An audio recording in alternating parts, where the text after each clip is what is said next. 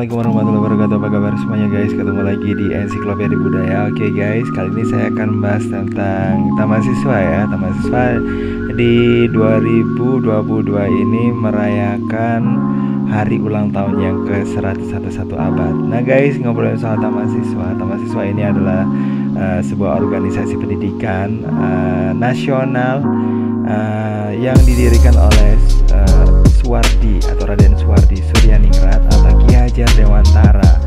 Nah ini didirikan di Yogyakarta pada tanggal 3 Juli 1922. Nah guys, Taman Siswa ini dalam perjuangannya itu menekankan prinsip nasionalisme dan kemerdekaan dalam pelaksanaan pendidikannya. Nah guys, Taman Siswa juga bersifat non kooperatif terhadap pemerintah kolonial Belanda.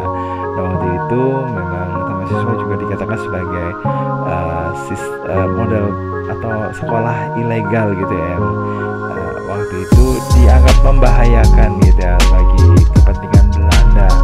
Nah pendirian Taman Siswa sendiri merupakan bentuk perlawanan dari Ki Hajar Dewantara atau Raden Mas Suwardi Suryaningrat maksudnya terhadap diskriminasi pendidikan yang diterapkan oleh pemerintah kolonial Belanda, karena waktu itu memang Belanda hanya mengizinkan orang-orang tertentu saja dan juga terutama dari orang Belanda yang boleh menikmati pendidikan. Dalam bukunya ini karya Robert van Niel ini Elit Modern Indonesia pada masa politik etis. Nah Belanda menerapkan sistem pendidikan bertingkat sesuai dengan status sosial masyarakat Indonesia ya. Dan rakyat jelata ini hanya diizinkan sekolah di tingkat sekolah dasar atau mungkin sekolah rendah ya, atau sekolah rakyat. Sedangkan kaum priayi dan bangsa Belanda diperbolehkan untuk menempuh pendidikan tinggi. Bahkan banyak kaum priayi yang mendapat akses untuk berkuliah di Eropa, termasuk juga ini yang mendapatkan kesempatan itu adalah Raden Mas Suwardi Suryaningrat, karena atau yang kemudian disebut sebagai Ki Hajar Dewantara karena ya strata sosialnya kan memang lebih tinggi karena dia adalah cucu dari Raja Jawa ya. Dengan kondisi sosial dan pendidikan inilah Ki Hajar Dewantara akhirnya mendirikan Taman Siswa dan namanya sendiri dirubah Raden Mas Suwardi Suryaningrat menjadi Ki Hajar Dewantara supaya bisa lebih familiar ya dengan masyarakat yang ada di sekitarnya. Nah guys, organisasi Taman Siswa ini mengajarkan tentang dasar kemerdekaan ya untuk masyarakat pribumi yang ada di Indonesia, dan ajaran kemerdekaan tersebut itu adalah kemerdekaan yang berasal dari diri sendiri. Nah, pendidikan di Taman Siswa selalu menekankan kepada siswanya untuk tidak tergantung pada orang lain dan tetap berpegang teguh pada prinsip berdiri di kaki sendiri atau berdikari. Nah, pada perkembangannya ajaran Taman Siswa ini yang menjadi dasar bagi kaum pribumi Indonesia untuk melakukan perjuangan kemerdekaan melawan kolonialisme Belanda. Jadi masih perjuangan dari Taman Siswa, karena Taman Siswa itu sendiri ada sebelum adanya bangsa Indonesia ya, kemerdekaan. Dan sebagai organisasi Taman Siswa memiliki 3 semboyan, yaitu Ingas Ngarso Sungtulodo.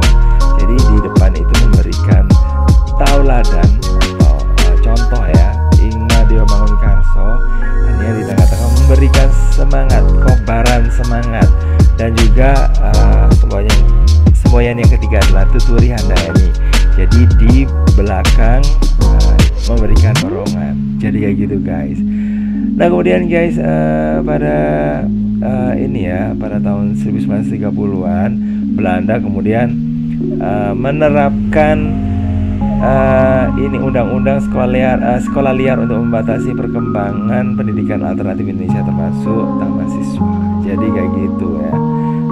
Ini karena Taman Siswa kemudian menimbulkan rasa cemas di kalangan pemerintah Belanda ya. Jadi orang-orang yang tadinya nggak bisa punya akses pendidikan sekarang bisa ini ya, tercerahkan gitu guys. Nah setelah undang-undang sekolah liar berlaku, Belanda menutup seluruh kegiatan Taman Siswa dan membatasi ruang gerak para pengajar Taman Siswa. Nah penutupan Taman Siswa tidak menghentikan aktivitas pendidikan Taman Siswa. Guru dan murid Taman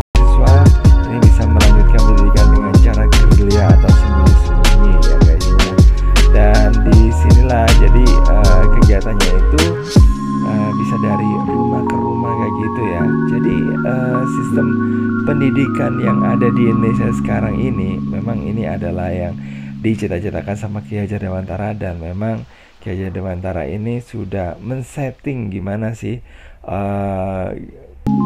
pendidikan dengan gaya orang Indonesia sendiri. Sementara kalau orang Indonesia sendiri itu dulu nggak punya akses sama sekali ya di bidang pendidikan, hanya bisa jadi penonton saja. Sementara orang-orang yang bisa menikmati pendidikan itu hanya orang-orang terutama yang dari kalangan yang stratanya tinggi, kemudian orang-orang Belanda. Akhirnya orang-orang Indonesia jadi ini ya, jadi pegawai rendahan saja yang hanya bisa disuruh-suruh saja gitu guys. Ya memang pada masa penjajahan ini nggak ini ya, nggak menyenangkan ya, nggak menguntungkan juga bagi orang-orang yang kebanyakan ya, karena memang mereka inilah yang dieksploitasi, dan inilah ya kemudian yang membuat Ki Hajar Dewantara ini jadi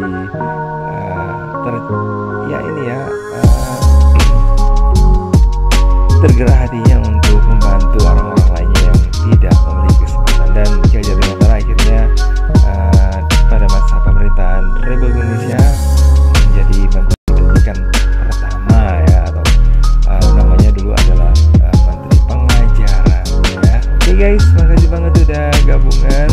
Mudah-mudahan dari bahasan kali ini bisa ini ya, mendapatkan informasi, pengetahuan juga. Dan saya kiri, wassalamualaikum warahmatullahi wabarakatuh. Sampai ketemu lagi di bahasan berikutnya. Bye bye.